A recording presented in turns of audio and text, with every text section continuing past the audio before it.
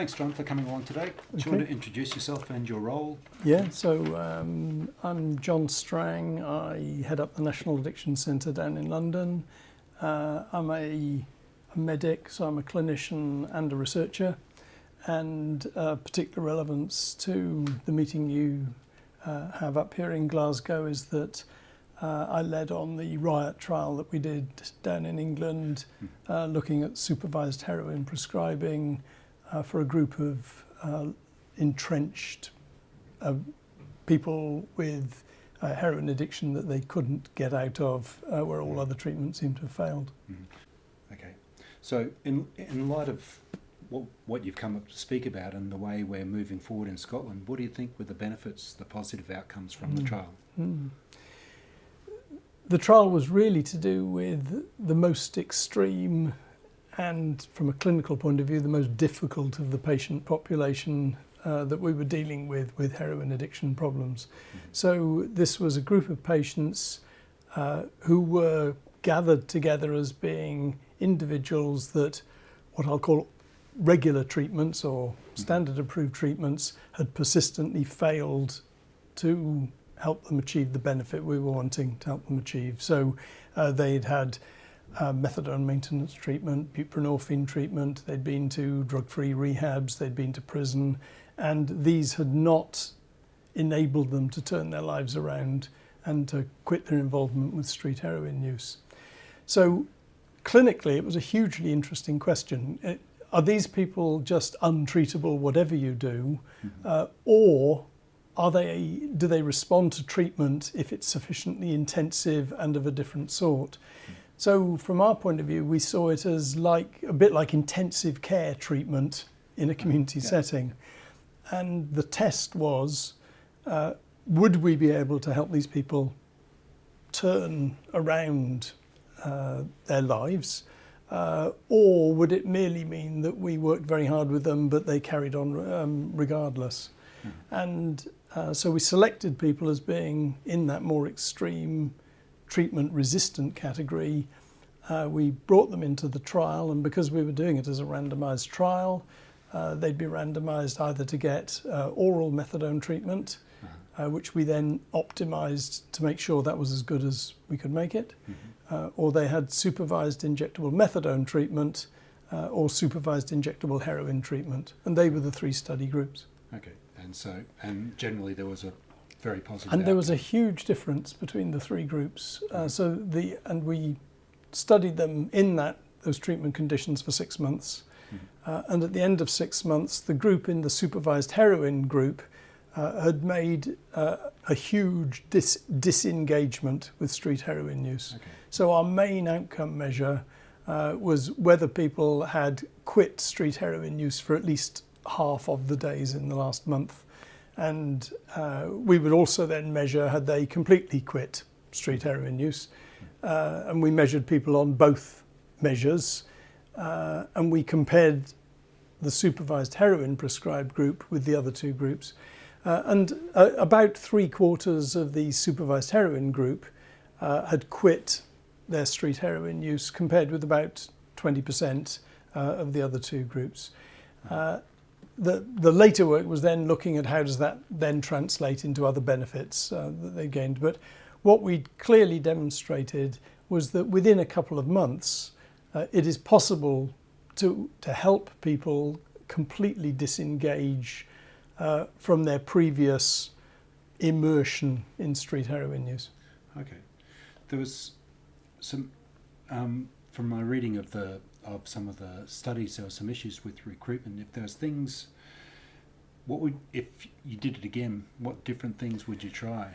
Yeah, I think the real focus as a clinician and also as someone interested in policy is that you aren't trying to develop a treatment that's in competition with the other treatments we have. What you're looking at introducing is a treatment for that population where all other treatments have failed, because it is an intrinsically expensive treatment to deliver. It's very labour intensive, amongst other things. It also has its own hazards associated with it. much safer than being untreated, but not without its hazards. So you would only want to be considering it for that more damaged and extreme patient population. So you'd be looking for a patient population where other treatments had failed, but where somebody was looking for a way of disengaging from their drug use. Okay, cool. What kind of implications do you think, if we are looking at Scotland, what kind of practical things do we need to think about? Yeah. The obvious first place to start looking at it was where you have a sufficiently large Patient community population. and then patient population, because there's quite a lot of work involved in setting up such a specialist clinic. You'd also want to be sure you were doing it in an area which already had good other facilities. If you don't have good standard facilities, you should put your energies into getting those first of all. But if you have those, and if you then have a severe, let's say 5% or 10%, who are not responding to treatment, then from a clinical operational point of view, I'd look at short trials of this treatment for individuals to see if it enables them over the course of a few months to turn things around. And I talk with the individual very plainly and bluntly about it. This is an expensive and treatment which is not normally available. Should we, will this suit you? Will you be able to use it to make these changes? Let's work on that together over the next few months. And if it doesn't, we'll need to call a halt to it and go back to where we are. But if it does enable you to make those changes, then it'd be clearly good for you and good for everyone around you. And you can continue it, so to speak. And then you could legitimately continue it. And that actually then leads on to, so what happens beyond that treatment? Now, that wasn't part of the trial, but it's part of what became our clinical practice. And it's very much in the realm of what would be familiar to anybody working in any part of the addictions field. You are working with people where they are now. It's just not meaningful to talk to somebody about what their steps will be 14 steps on from where they are now. So very much the discussion would be about dealing with the mess that they were in at the point that they engaged with services. Actually, fairly quickly, to the surprise of the individual heroin users themselves and us, many of them would move to saying, I don't want to come in as frequently. I want to start building up some of the other things in my life. I'll only come in once a day instead of twice a day. And then people might move on to coming in less than daily. And I think when we started this work, I had thought we were going to be involved in a lot of cajoling to move people in those directions. It's been much more of a partnership of working with people where we've supported those changes. As they've made gains, they have wanted to make more gains. And you suddenly realise this is actually part of a recovery process.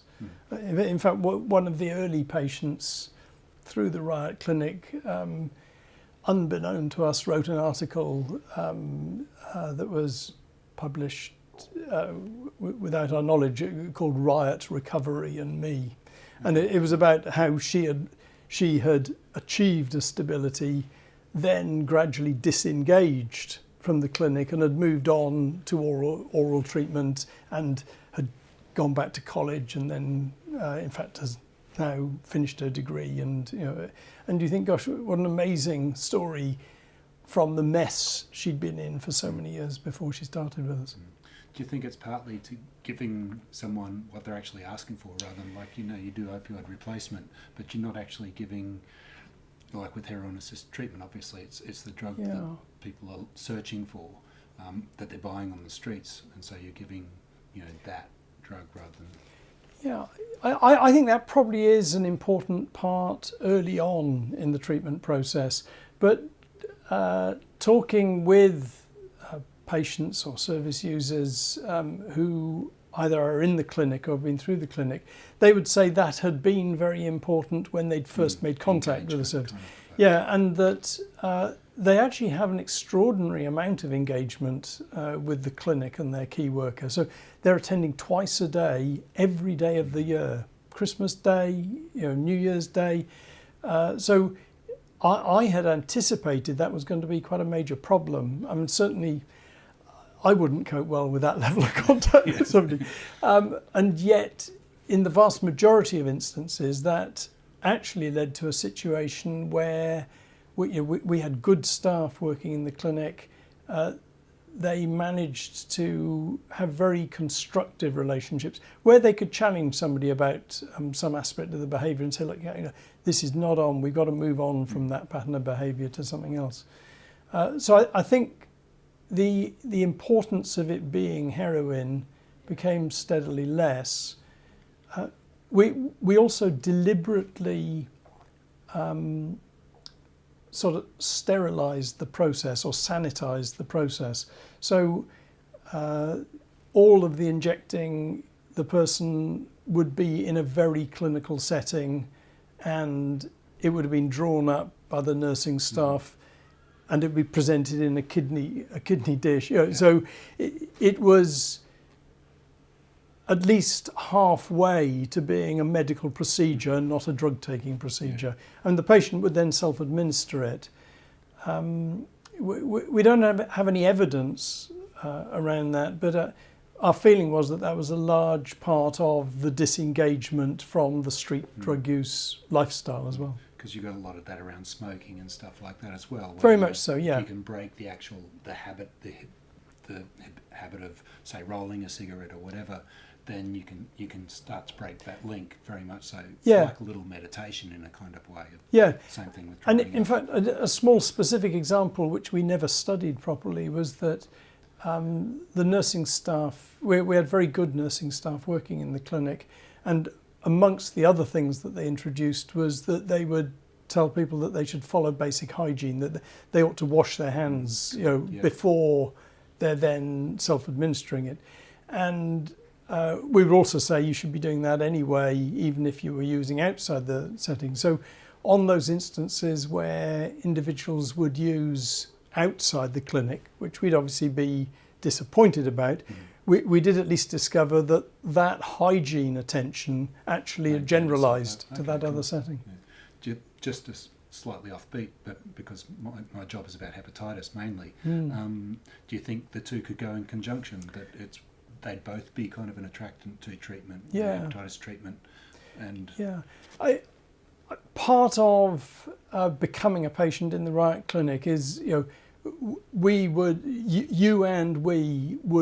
look much more seriously at health issues and also social circumstances, but just sticking with the health issues for a moment. So when we were analysing the data, one of the things we discovered was that the patients in the RIOTT clinic had become more expensive in terms of their health care in the year in which they were in the clinic, which initially we thought that we'd picked up some problem, but in fact what it was, we had discovered their undiagnosed Hep C or their low-grade tuberculosis or their COPD, and that was now being treated successfully, whereas it had never been treated before. And we had, because we were seeing people twice a day, every day, we could make sure that they had good adherence to their antiretrovirals and so on.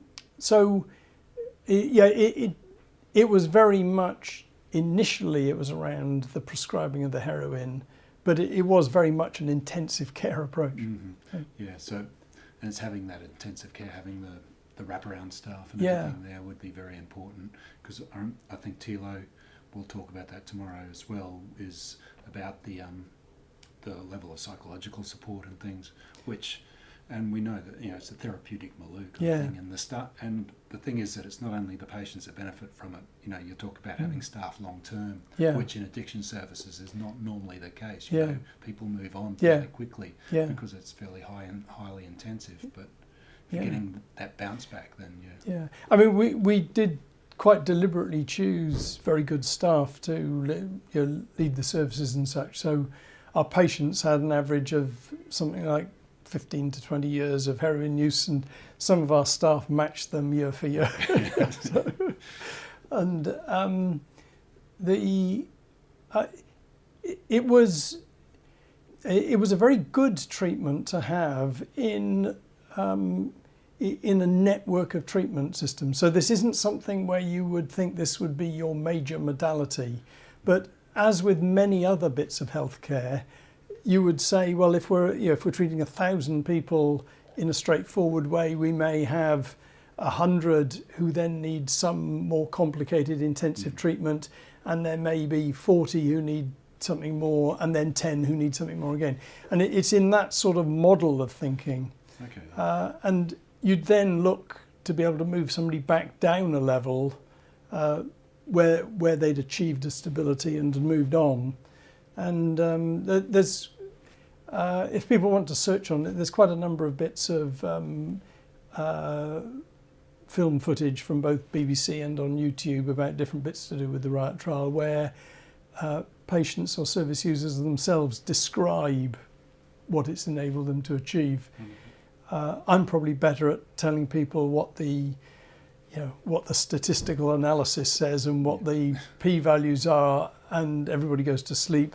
But actually there, somebody's saying, well, actually it enabled me to get back with my daughter again after 15 years, and I'm now back with my family, and I've got the first honest job that I've ever had since I left school, and I'm giving something back to the community. Those are very heartwarming moments. With all of these things, why has it not been picked up? What do you think? Yeah, it's been a real mixed story, because on the positive side, and I'll come to the negative in a moment, on the positive side, the government's drug strategy back in the late 2000s said that subject to the results of the trial, there would be a need for a small amount of high intensity, low volume of high intensity treatment for this group, if the results from the trial supported that. The results did support that and found it to be cost effective, and the Department of Health in England said that this was now demonstrated to be a necessary, evidence-based treatment for a small number of people. For about 4 years or so, that treatment continued as a centrally funded. The 3 clinics that had been in the trial changed from being research clinics into direct NHS treatment provision. And I think it only really ran aground because of further severe cuts that we had to treatment services in England, where in the face of what might be a 10% or a 20% cut in funding, they ended up being the casualties of that. Personally, I don't see the logic. This is an evidence-based treatment which is then found to be cost effective, and with essentially better bang for buck than the ordinary treatments. For that population, it's cost inefficient to be putting them in a treatment that fails. I think what it now requires is, a decent city with a substantial problem, but also with a good level of service provision, like Glasgow, I might say, to say the evidence is there.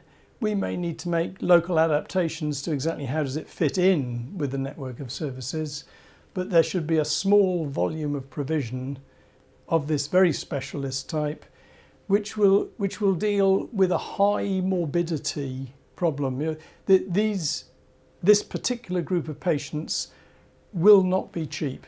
You'll sometimes hear somebody say, "Well, I think it's better not to treat them." Well, their chronic hep C infection and their complications, by not treating them, they become even more expensive.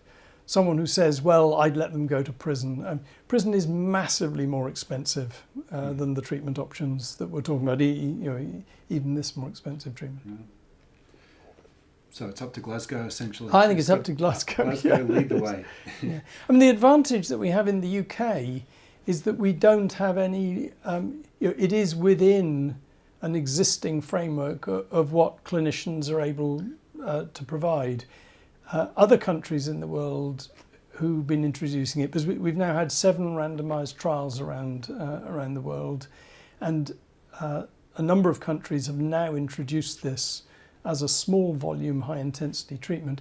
They have had to go through primary legislation to permit it. We already have those approvals. So it's a matter of working out where does it fit in the network of service provision. That's a good thing to be said, though, not signing UN conventions sometimes, isn't it? You might say so. Are there still people in heroin-based treatment, some of the people from the trial? Yeah, I think it would be fair to say there isn't anybody who's in proper RIOTT treatment. So there are patients who continue to receive an abbreviated version of it, because in their individual cases we can see a one-off way in which we can continue the benefit with them, perhaps coming in 3 times a week, but it's not the basis of an actual treatment program.